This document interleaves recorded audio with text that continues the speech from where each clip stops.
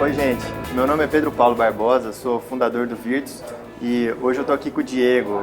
No dia 6 de abril, a gente bateu um papo com ele, os membros do Virtus, para falar sobre como ele conseguiu juntar a cultura da Ambev com a cultura do Google e fez essa empresa que a gente está hoje, que é Acesso Digital. Então, Diegão, queria fazer uma pergunta para você, cara. Você falou que de uma história, você contou uma história pra gente, que você fez um business plan uma vez, a sua primeira aventura no mundo dos negócios e pediu para ser presidente da empresa, né? Como é que foi isso, cara?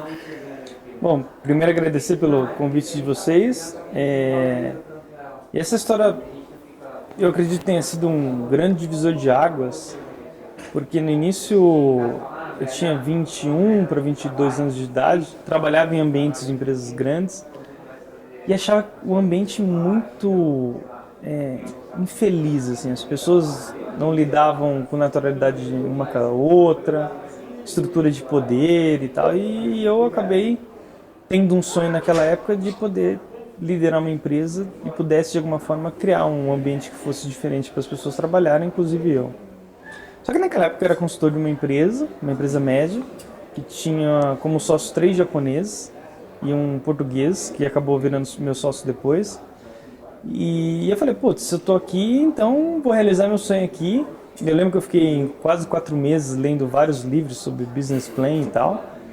Fiz lá quase 60 slides na época e marquei uma reunião com todos os sócios no final daquele ano, em 2006. E apresentei. Os sócios obviamente não entenderam nada. Por que você está apresentando tantos slides, falando de tantas coisas da empresa, algumas boas, algumas ruins e tal. Mas no fim eu falei para eles, estou apresentando isso tudo, que eu tenho um grande sonho de liderar uma empresa que ela seja uma empresa diferente, de alguma forma, e eu queria realizar esse sonho aqui.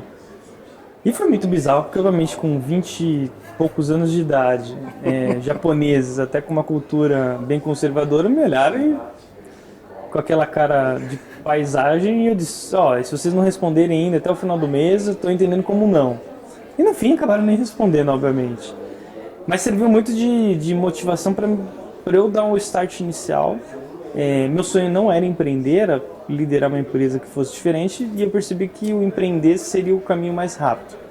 Então foi por isso que naquele momento eu acabei decidindo criar Acesso, por ser um caminho mais curto para poder realizar um sonho de liderar uma empresa que fosse diferente, tanto na questão de gestão de pessoas, como tecnologia, crescimento rápido e tal. Sim, daí que veio essa ideia de juntar as duas culturas, de criar um ambiente que nem vocês têm aqui na entrada, né? Da missão de uma empresa que todo mundo possa ser feliz. Né? Exatamente. Acho que naquela época foi o início que o Google começou a mostrar para o mundo um pouco da cultura deles. A gente até se provocou muito porque empresas legais como essa também só nascem lá fora, então a gente queria que nascesse alguma coisa também no Brasil.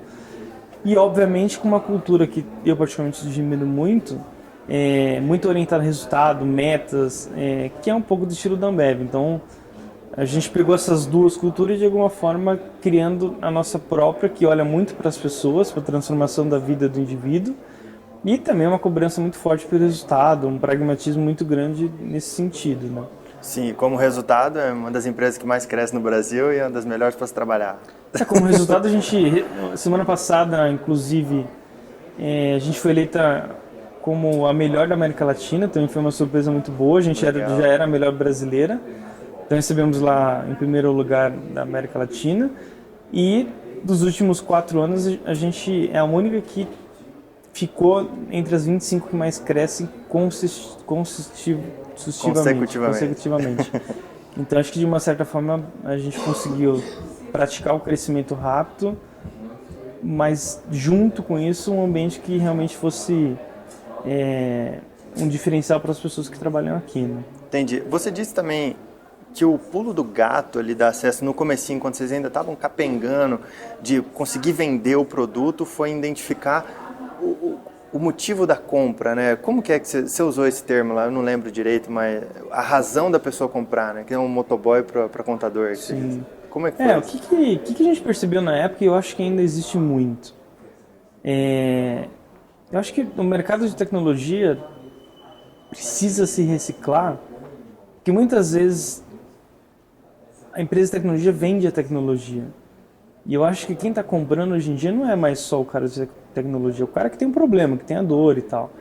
E a gente percebeu muito rapidamente isso. A gente percebeu que nós não tínhamos que falar do software, do data center, do scanner, que a gente também tem um processo de documentação envolvida. A gente tinha que falar do problema dele. Então, a gente sempre demorou, em média, quase um ano para entrar em cada segmento novo, porque a gente leva um ano para entender qual que é o grande problema que a gente vai resolver desse segmento para que o nosso processo de venda seja o problema e não a tecnologia. Tá. Então, o nosso primeiro segmento lá, na época que eram pequenas e médias empresas, era contabilidade, e a gente percebeu que o contador tinha muito problema entre ele e as empresas em relação a envio de documentação e tal, muita logística, motoboy, malote, e a gente queria resolver esse problema tornando essa relação totalmente digital. Então a nossa venda era motoboy digital. E isso sucessivamente, cada segmento que a gente entrava, a gente acabava percebendo qual era a dor e vendia aquela dor e não a tecnologia, né? Tá, o segredo então é achar uma vertical, né? Achar a vertical, achar o problema desse setor e enquadrar o seu produto a esse... É o grande mal, acho que, do empreendedor hoje em dia, é identificar qual é exatamente o problema que você resolve, né? E é isso que você tá propondo, né? Eu acho que a gente tem até um exemplo muito legal, que todo mundo que entra, a gente fala muito que muitas vezes a gente olha o que é valor para nós, né? E eu acho que isso vale para o empreendedor. Muitas vezes ele acha que aquilo é uma ideia extraordinária para ele. Acho que o maior exemplo disso é a gente olhar para o controle remoto de uma TV, né? Qualquer controle remoto que você pegar, você vai ver que existem diversas funções que você nunca usou e nunca vai usar. Algumas até com nomes que você fala, cara, o que é isso? Mas eu acho que esse é um exemplo bem de pessoas que focam em si, na sua ideia, e não de fato no que é ideia para o outro, ou para o cliente e tal. Por isso eu gosto tanto do controle da Apple TV. Que é um botão, né?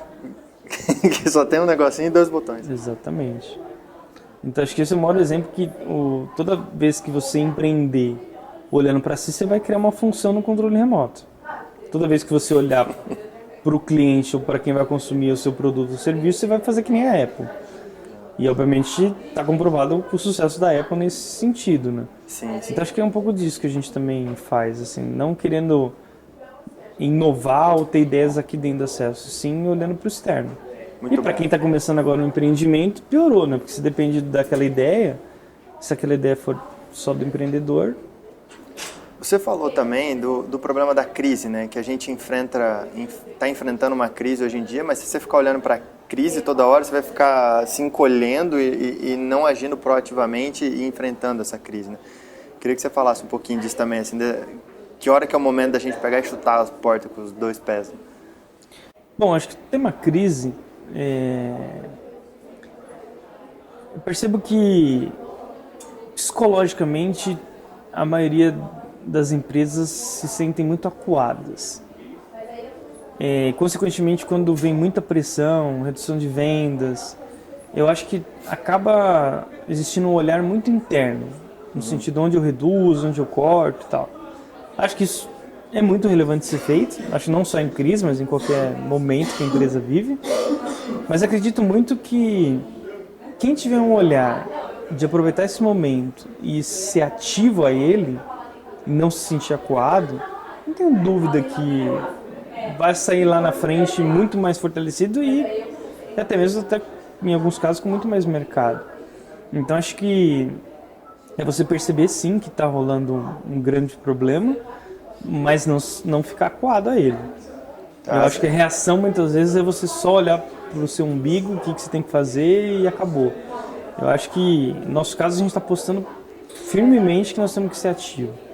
Então a gente está crescendo com a equipe de vendas, crescendo com marketing, crescendo com tecnologia, porque a gente entende que é um melhor momento para fazer isso. E quando todo mundo está crescendo, você está disputando com todo mundo. Eu acho que agora é o momento de se aproveitar dessa fase, né? Sim, de não ser figurante, né? Esperando que aconteça, mas sim vai ser o protagonista e... Sem dúvida. E protagonista positivo Sim. de avanço, não só de retração, né?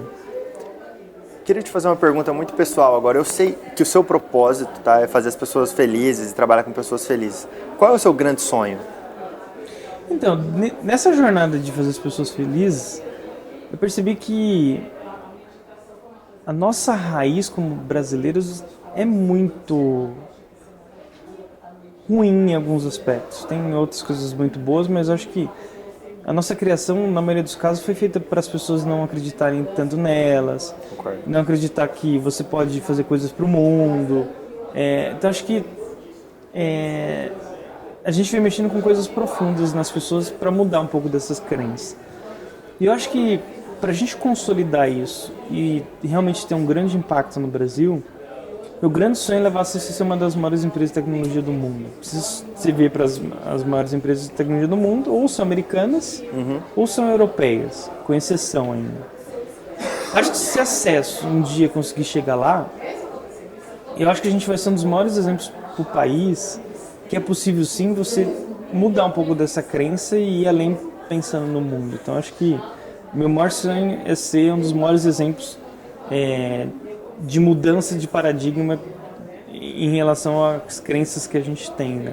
Que legal, isso vai muito de encontro do que eu penso, que a mudança de uma sociedade ela tem que vir a partir do mindset, né? Da configuração mental das pessoas, né? De olhar e falar assim, pô, é possível. Sem dúvida. O duro é que, como você falou, no Brasil a gente tem pouquíssimos exemplos de sucesso mundial, né? E cada vez mais a gente tem que incentivar isso e dar cada vez mais subsídios. Não é dar subsídios, mas de fato estar do lado e a gente somar forças, né? Para o Brasil sair para o mundo, né? Empresas brasileiras ter um impacto legal no mundo. Sem dúvida, sem dúvida.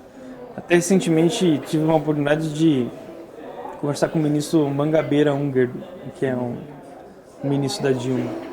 E ele fez perguntas muito interessantes para entender o que deveria ser feito para melhorar o empreendedorismo no país. E eu falei exatamente isso. Falei assim, ministro, eu acho que não é acesso a capital, não é simplificação tributária. Eu acho que o ponto é o mindset. Se você consegue transformar o mindset dos empreendedores, pouco importa as adversidades do Brasil, porque você olha para o mundo, você vai ter diversidades diferentes. Você vai para a China, é um país comunista, vai ter outro tipo de diversidade. Então acho que se a gente conseguir fazer essa transformação profunda, acredito muito que exemplos fazem diferença, a gente vai levar o país realmente para outro patamar. Então acho que acesso a ser um grande exemplo disso, fora, não só aqui, é um grande sonho que eu viso realizar nos próximos 20, 30 anos. Né? Pô, que bom. Gente, eu conversei com o Diego Martins e que exemplo, viu?